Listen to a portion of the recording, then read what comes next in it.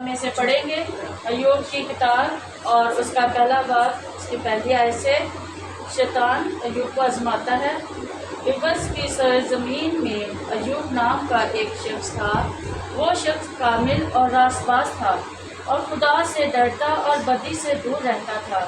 اس کے ہاں 7 بیٹے اور 3 بیٹیاں پیدا ہوئیں۔ اس کے پاس 7,000 بھیڑیں اور 3,000 اونٹ اور 500 جوڑی بیل اور 500 گدیاں اور بہت سے نوکر چاکر تھے، ایسا کہ اہل مشرق میں وہ سب سے بڑا آدمی تھا۔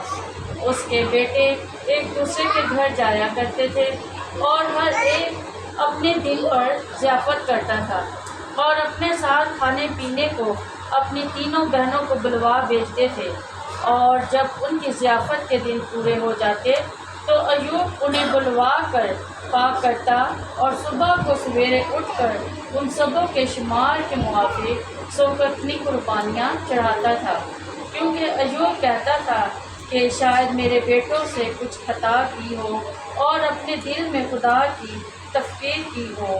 ایوب ہمیشہ ایسا ہی کیا کرتا تھا۔ اور ایک دن خدا کے بیٹے آئے کہ خداوند کے حضور حاضر ہوں، اور ان کے درمیان شیطان بھی آیا اور خداوند سے شیطان سے پوچھا کہ تو کہاں سے آتا ہے؟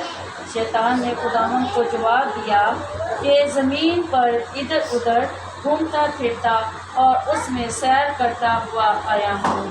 خداوند نے شیطان سے کہا، کیا تو نے میرے بندہ ایوب کے حال پر کچھ غور کیا؟ کیونکہ زمین پر اس کی طرح کامل اور راست باز آدمی جو خدا سے ڈرتا اور بدی سے دور رہتا ہے کوئی نہیں۔ شیطان نے خداوند کو جواب دیا، کیا ایوب یوں ہی خدا سے ڈرتا ہے؟